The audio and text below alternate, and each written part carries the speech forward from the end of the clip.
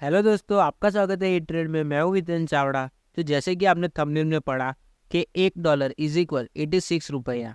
How this possible? कैसे हो सकता है कि डॉलर की कीमत 86 रुपये तक जा सकती है?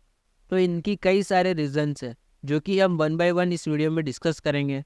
मगर उससे पहले मैं आपको दिखा दूँ कि एंड ऑफ दिस वीडियो कि इस वीडियो के एंड होने से पहले ही आपको ये पता चल जाएगा कि डॉलर की कीमत इस साल तो ज़रूर 86 रुपये तक पहुंचती हुई हमको देखने को मिल सकती है।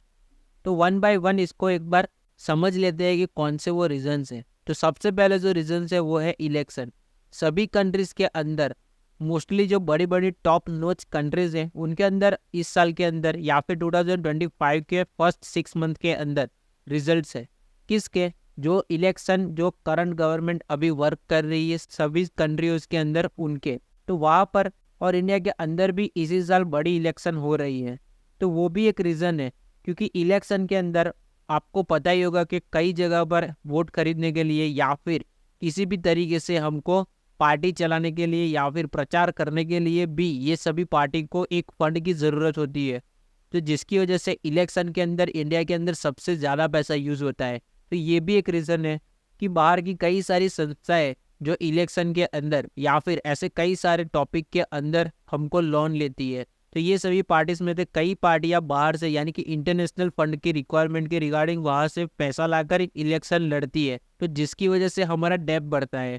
सिमिलर सिनारियो में जिसकी वजह से डॉलर की कीमत बढ़ती हुई जा रही है, वो भी एक रीजन है डॉलर की कीमत को बढ़ाने का। नेक्स्ट है क्रूड ऑयल। अगर क्रूड ऑयल की बात करें, अभी ईवी की तरफ से इसको कंपटीशन मिल रहा है, यानी कि इलेक्ट्रिक व्हीकल के सेगमेंट में अगर सभी जो व्हीकल कंपनियां ईवी की मशीनरी बनाएगी तो क्रूड ऑयल की प्राइस डेफिनेटली नीचे जाएगी। मगर बात करते हैं उन कंपनियों की कि जो ऑलरेडी क्रूड ऑयल सप्लाई करती है, उनकी तरफ से already storage capacity and crude oil production के अंदर कट किया गया है, जिसकी वजह से क्रूड ऑयल की भी प्राइस बढ़ती है।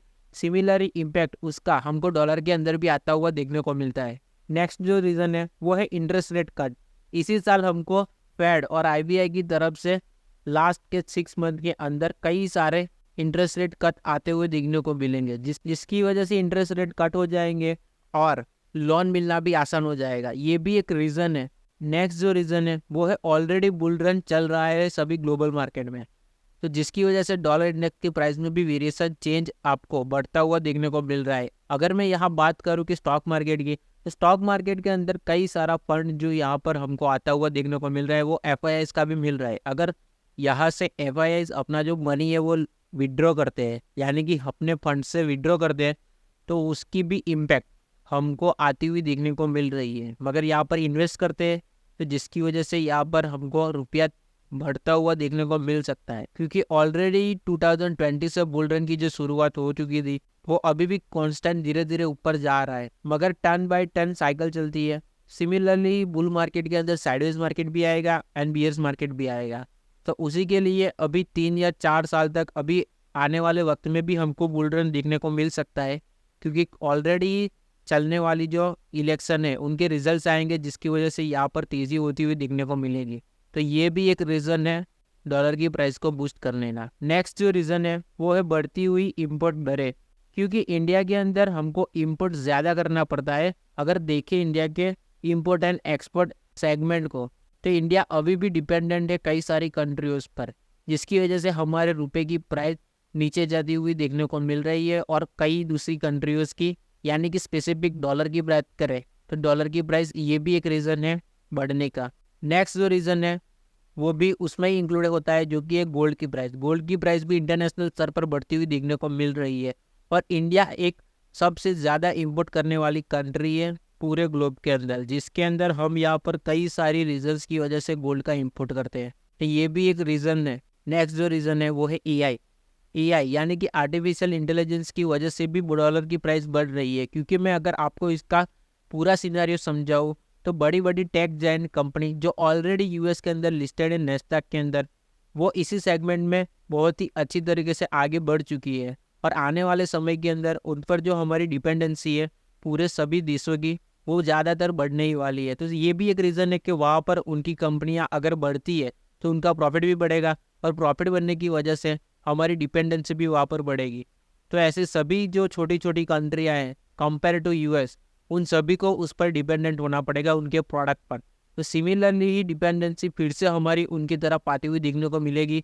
नेक्स्ट जो रीज़न है वो है डेब्ट टू करंट डेब्ट्स। आईएमएफ की तरफ से जो हमको फंड मिला है अब तक, यानी कि जब भी हमारे देश को फंड की ज़रूरत थी तो आईएमएफ और कई सारी बड़ी एजेंसियों की तरफ से हमें इंटरनेशनली फंड बोरो करने की ज़रूरत पड़ी थी बॉन्ड के थ्रू। तो वो जो फंड था, उनकी जो पेइंग थी, वो ऑलरेडी यहाँ पर इंटरेस्ट हमको देना ही पड़ता है, जो ऑलरेडी हम दे रहे हैं कई सालों से।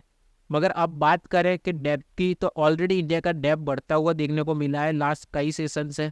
और जब भी इलेक्शन आता है और ऐसी कई सारी बिग इवेंट आती है जिसके अंदर डेब्ट बढ़ता जाता हुआ देखने को मिल रहा है, क्योंकि ऑलरेडी ही रुपए की वैल्यू घट रही है और डॉलर की वैल्यू बढ़ रही है, तो वो भी एक इम्पैक्ट करता है डेब्ट का रिटर्न चुकाने के अंदर। तो ये सारे कई रीजंस थे जिसकी वजह से डॉलर की प्राइस हमको इस साल 86 रुपये तक पहुंचती हुई देखने को मिल सकती है। अगर टेक्निकल व्यू की बात करें तो 2 मिनट एनालिसिस यहाँ पर भी कर लेते हैं। तो जैसे कि आप लोग यहाँ पर स्क्रीन पर देख सकते हैं, यूएसडी आईएनआर का चार्ट मैंने यहाँ पर ओपन कर लिया है। यहाँ पर आपको अभी इसकी प्राइस 83.40 के आसपास पहुंचती हुई देखने को मिल रही है, जो कि ऑल टाइम हाई के आसपास अभी परफॉर्म कर रहा है। मगर मैं बात करूँ 2022 की सितंबर मंथ की, यहाँ पर एक ब्रेकआउट होने के बाद ऊपर की ओर डॉलर की प्राइस बढ़ती हुई इस चैनल के अंदर ब्रेकआउट होने के बाद ऊपर की ओर बढ़ती हुई देखने को मिली थी, जहाँ से इसने एक ट्रायंगल पैटर्न की फॉर्मेशन करना शुरू कर दिया था। लगभग इसने अपना जो 82, 83 का जो जोन था उसके ऊपर ही एक अच्छा सा रेजिस्टेंस पॉइंट बनाया। ये जो रेजिस्टेंस जोन था उसी लेवल के आसपास यहाँ पर कई बार रेजिस्टेंस फेस किया। मगर अभी की बात करूँ तो अगस्त 23 के अंदर, यानी कि लगभग 1 साल के बाद इसका ब्रेकआउट हुआ और इसने जो अपना हाई बनाया था वो 83.44 था। वहाँ से भी एक अच्छी खासी साइडवेज मार्केट हमको यहाँ पर आती हुई देखने को मिली और यहाँ पर फिर से अपना जो ये रेजिस्टेंस जोन था नीचे की ओर, उस पर एक अच्छा खासा सपोर्ट बनाने के बाद 82.80 के आसपास अभी ऊपर की ओर इसने ब्रेकआउट कर दिया है और लगभग इसने अपना ऑल टाइम हाई 83.70 के आसपास बनाया है। वहाँ से अभी इसकी प्राइस एक ये जो जोन था रेजिस्टेंस, वहाँ पर जाकर उसको अभी सपोर्ट बनाएंगी और सपोर्ट जोन बनाने के बाद ऊपर की ओर इसकी प्राइस जाती हुई देखने को मिल सकती है। और यहाँ पर ऊपर की ओर बात करें तो लगभग 86 डॉलर तक जाती हुई प्राइस हमको इस साल के एंड तक देखने को मिल सकती है, क्योंकि यहाँ पर मैं आपको दिखाना चाहता हूँ कि ये जो जोन है उतने जोन का एक ऊपर की तरफ मूव शॉर्ट टर्म में आता हुआ देखने को मिलेगा, जो कि ये 0.71, यानी कि यहाँ से अगर मार्क करें तो 0.71 तो 84 डॉलर जो कि शॉर्ट टर्म टारगेट रहेगा। मगर इंटरेस्ट रेट कट होने की वजह से इसके अंदर भी बूस्ट आता हुआ देखने को मिलेगा एंड इलेक्शन के रिजल्ट आने की वजह से डॉलर की प्राइस मजबूत होती हुई देखने को मिलेगी।